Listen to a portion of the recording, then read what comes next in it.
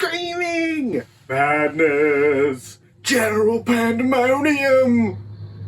I don't know what's happening, but let's do the mid-year freakout tag.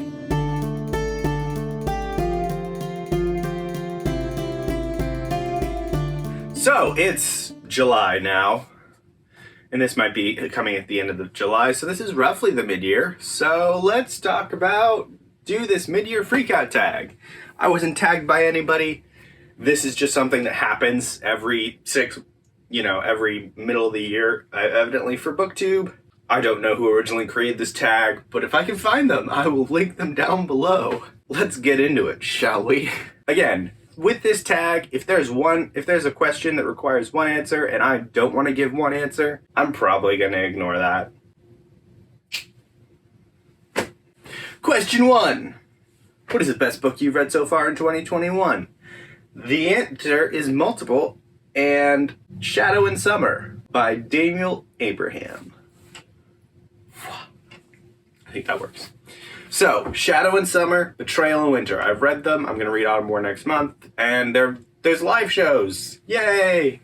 I don't even know where to start with Shadow and Summer. Like, it's an economic, political intrigue type of fantasy. And it's beautiful. And Daniel Abraham does this thing so well. Like, by standards of a normal book, there is no action.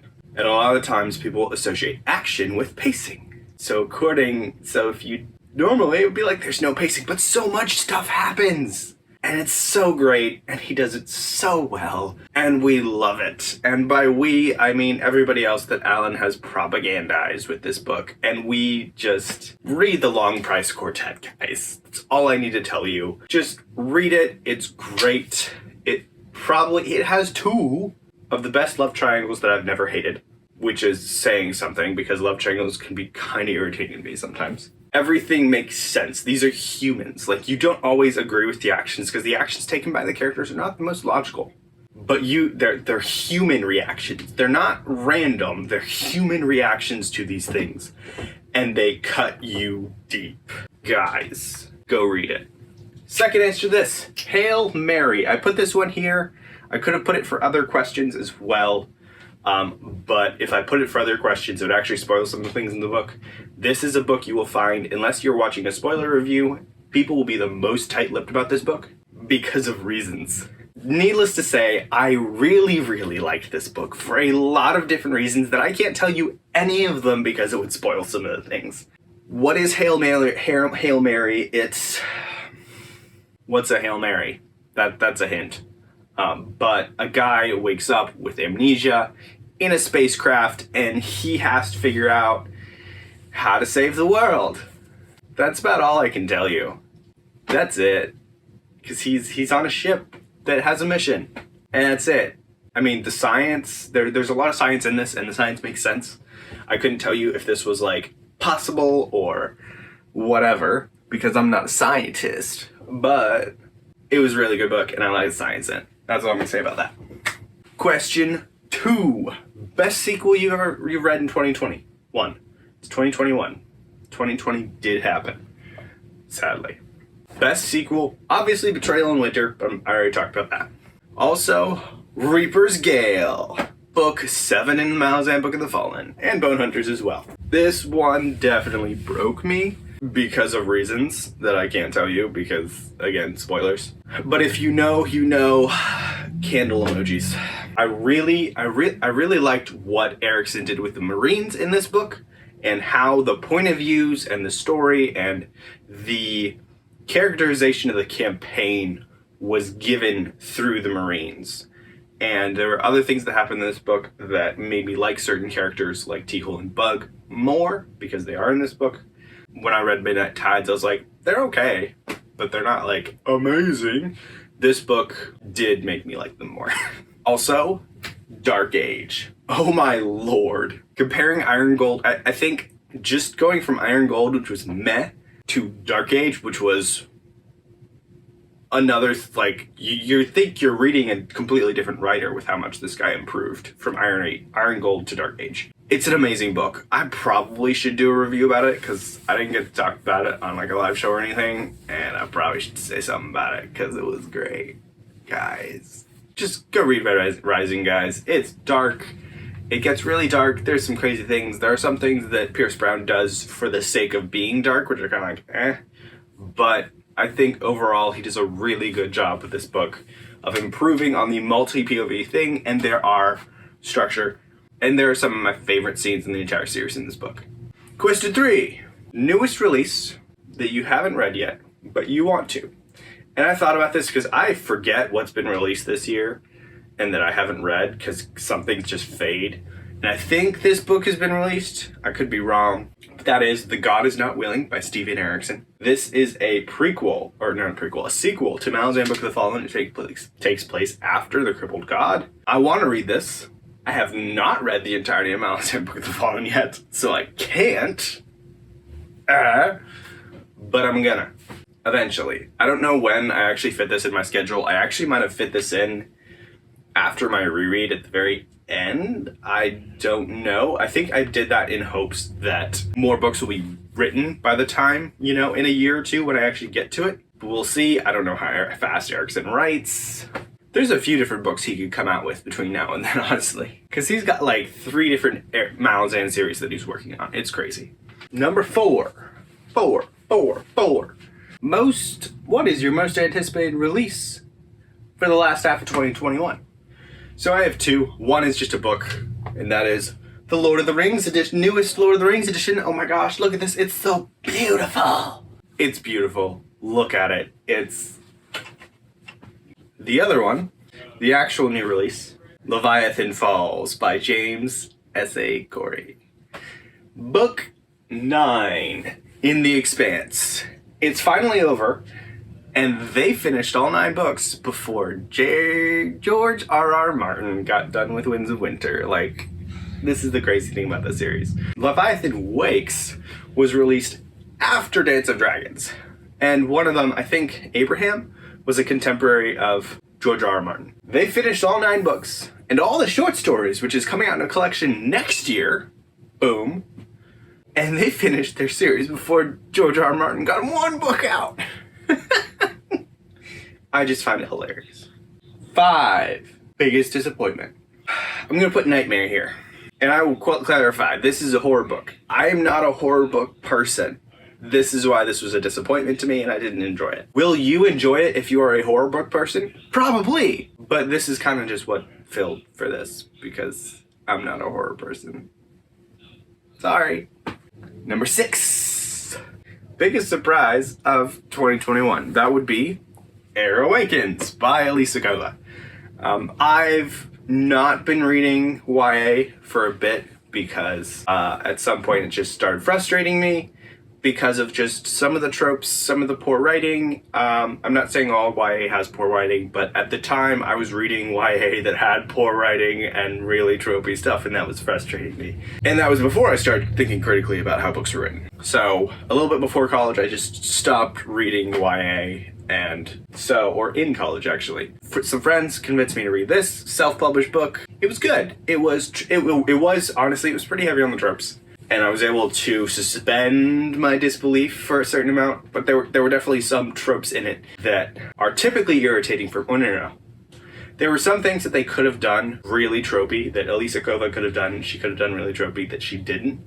So there were specific tropes that she didn't, lean on too hard that irritated me. And I've also heard that the rest of the series is less tropey, so that makes me... when I get to it, that's probably going to make it a little bit more enjoyable for me. Now, number 7. What is your favorite new-to-you author? Well, that's interesting. Daniel Abraham. This is the first time I read a Daniel Abraham book. It was great. Shadow and Summer, Betrayal and Winter. Read them. Read them and weep. This is a card game, but read them. Have fun. They're great. Oh my gosh. I can't. Just read Long Price Quartet. That's all you need to do. That's all you need to do. Number 8. Newest fictional crush. I'm gonna say no. I don't care. I don't have fictional crushes. I don't think. That's not something I look for in a book. I like that character. That person is cool.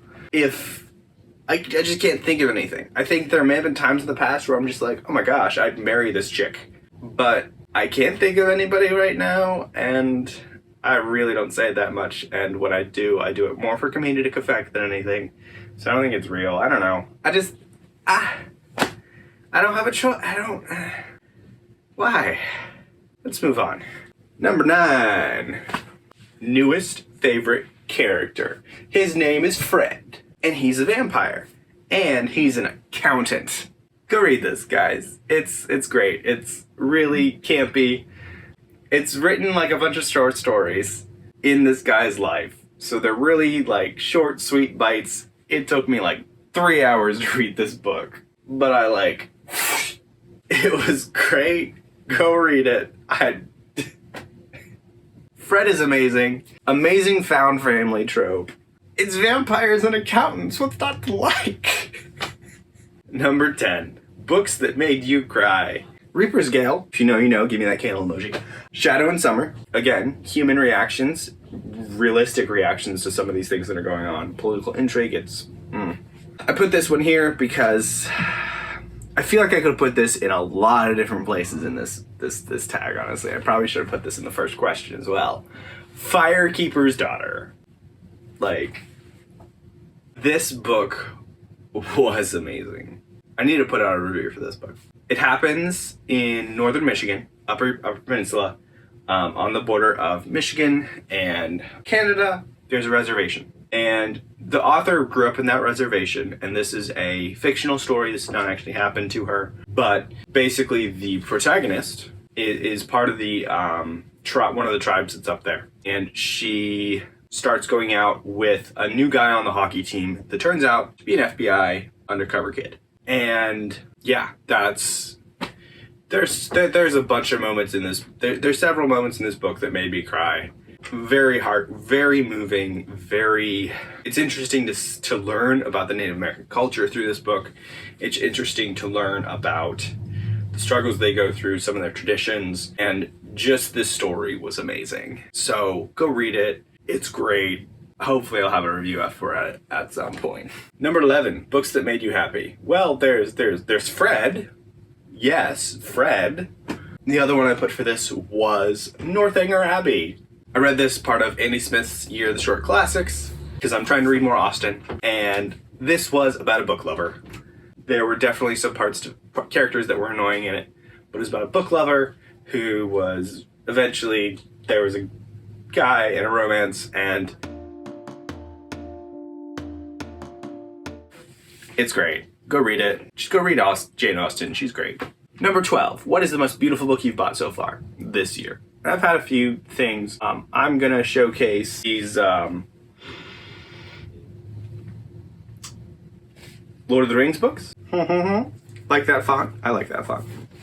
These are second edition, third printing. Second edition, third printing, because editions are weird, of Lord of the Rings. They all have these nice little eyes. I don't know if it's focusing, but it's kind of interesting because they have this. But these are not beautiful. These are beautiful in a certain sense. These are not necessarily beautiful in a, oh my god, sense. But I just want to showcase them because they're great. I really just like these title pages, like it's stylistically done versus just being, oh. So yeah. They smell so good because they're old. I probably could put a few more on here. But the issue is I don't remember what I've bought this year. A few of the ones that are near me right now that I can pick up and show you. I would show more. These are all self-published. The Rave. And it's not just the front, but the back also has this dragon thing on the back that's really cool. And this book I'm reading it next month. I'm excited. That's a city up there. That's crazy. Dragon Mage, oh boy. It's great. Look at that. It's just, you got a dragon on the cover, and it's This is a great book. I'm in the middle of it right now. You think it's tropey, but then it reverses things, and it's great. And then the last one, Gunmetal Gods. That is Cthulhu on the cover, guys, or some sort of Cthulhu entity. You look at this cover, and you're like, what's going on here? And then you look, it's as your eyes adjust to the darkness of the cover, you're like, whoa, that's cool. So that's also another next month read, hopefully. Maybe this month, we'll see. Last question. Number 13, what book do you need to read by the end of the year? All right, Guns of the Dawn. I think I'm playing it for the next month or two. Hopefully Sending Ascends. Communist Manifesto, which is sometime this month. LPQ. There's probably a lot more. Jonathan Strange and Mr. Norrell. Again, a lot of series. Leviathan Falls. I'm excited to read all of these. A lot of them are Alan recommendations because Alan's great. Thanks for watching, guys. If you're interested in any of the books that I talked about, check out down below. There are affiliate links. I make a small few cents if you end up buying one of the books. Thank you so much for watching. Like, subscribe, comment, tell me what you think. Was there freaking out in this tag? No, there wasn't. Have a great day.